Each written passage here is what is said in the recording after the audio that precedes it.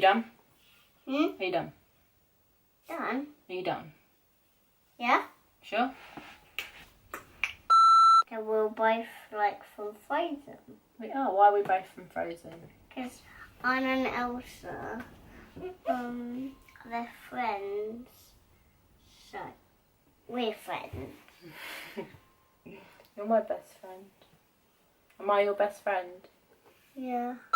Hello everyone, so for today's video I wanted to do some tips for doing kids' hair. Whenever Brooke has a hairstyle which is slightly different to your normal kind of ponytail pigtails, I pretty much always get people say to me, how do you get her to sit for so long? My child doesn't do that. And especially because they tend to look like hairstyles that would take a long time. So I thought that I'd share with you what I think I've done to make it so it is like that. And I've also kind of applied it to when I do like my friends' children's hair, and they pretty much all the time will happily sit while I do their hair. If you want to find out our tips for doing kids' hair, then please keep watching. Tip number 1. So I would definitely recommend to get a Tangle Teaser hairbrush. I think that this is the best thing that I've ever bought for when it comes to doing Brooke's hair. There is kind of, you know, brands that do similar things. This is just the original Tangle Teaser, the pink one. And Brooke never complains when I brush her hair with this hairbrush. You only like it when I use that hairbrush, don't you? Why? All of the others hurt me. All of the others hurt you?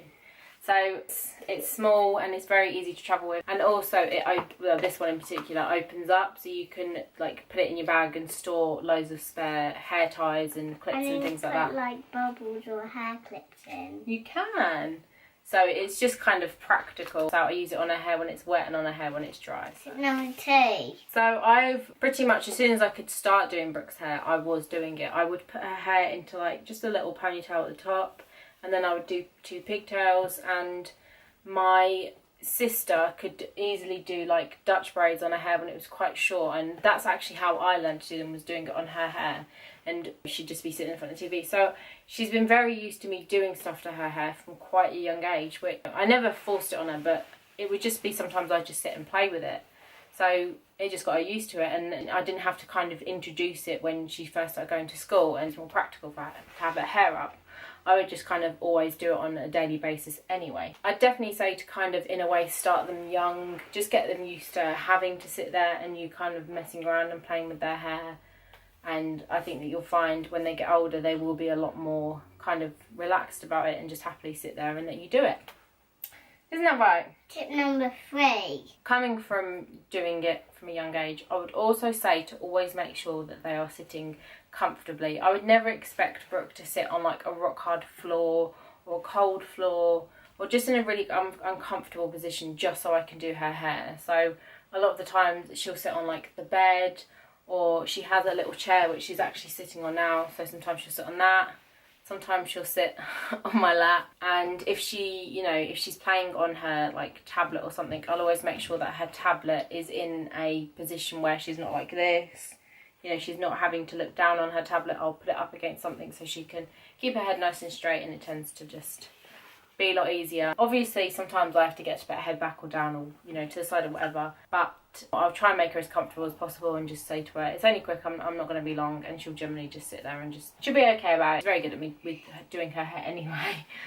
Tip number 4. Another thing is that I would never expect Brooke to just sit there and, you know, be completely still and do absolutely nothing whilst I'm doing her hair.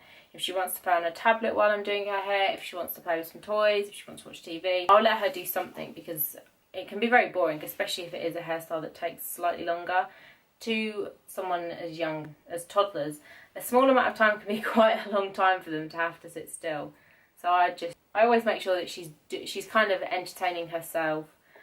Sometimes I'll even just have like the hair clips in front of her, or if I'm putting loads of like bobbles in front, like I'll kind of involve her in the process, and I'll be like, oh, pass me the hair clip or pass me the bobble or something like that. So it just gives her something to do rather than her just having to sit there and do absolutely nothing, which is obviously boring, especially for a child, and I think that really does help when it comes to doing her hair.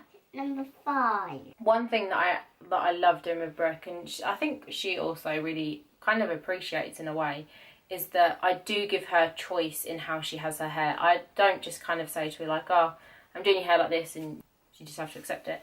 Sometimes she will say to me, like today, she's asked me to do, what did you ask for with your hair? Elsa. So she asks for me to do it like Elsa, so I did it like, turn around. So I did it like this, just in a Dutch braid. I can kind of adapt the fact that she wants it like Elsa. She wants the kind of Elsa style to do quite a few different kinds of hairstyles, but I do let her have a say in how she has her hair. I don't think there's anything wrong with that most of the time anyway, unless it's for a particular reason. And if it's for a particular reason, I tend to kind of explain to her what I'm going to do to her hair, and then she'll be like, oh, okay. It just makes it more fun for her, and she's a lot more happy to sit there knowing that I'm going to be doing what she wants me to do with her hair. Sometimes she'll say to me, can you just put it in a ponytail? And I will. Like, it doesn't matter. I think that it's nice for her to be able to say, oh, I want my hair like Elsa, and I want my hair like Anna, which I also think is a good, it does help if you kind of use characters that your children like. If they have their hair in particular hairstyles, you can kind of use that to get them to enjoy having their hair done. Like, how have I got my hair today? Anna. Yeah, I definitely think it helps giving them a say and just kind of making it that little bit more fun for them. It just takes a brief couple of seconds, just say, how do you want your hair today? You know, some days she will say to me, I don't want my hair in this particular hairstyle, so I'll say okay, and I'll just do any other hairstyle. It's, you know, it's fine, and if it makes her happy and it makes her sit more comfortably, then, you know, she still has her hair up and it's a lot more practical for her. Tip number 6.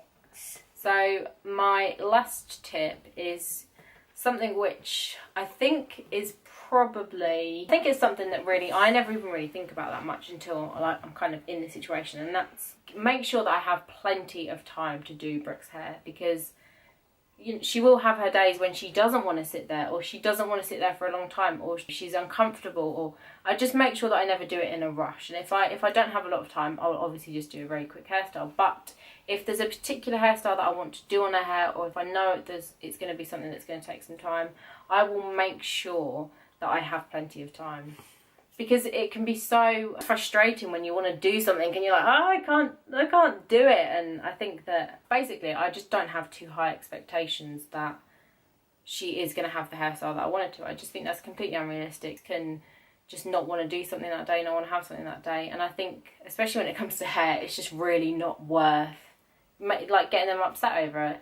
We've been to like parties and family events when I've wanted her to have a particular hairstyle, and maybe it's just not gone how I wanted it to go, because she's not really sat that still, we've not had that much time, and it's just like, okay, I'll just do something else, you know. It's just really not a big deal. And I would just always make sure that you don't put, like, I feel like I don't want to put pressure on her to sit still, and, you know, I don't want to get angry at her, because then otherwise she's just going to be like, well, if you're going to be like that, don't do my hair then, you know, which I wouldn't blame her for. So I just think you should always make sure that you have plenty of time and they will sit nice and still. So I really hope you enjoyed this quick video.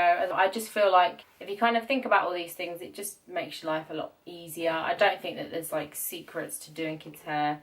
Some children will like it more than others, which is fine. Make sure you give it a thumbs up if you did like it, and subscribe if you haven't already. And I'll see you in my next video. Bye. Bye.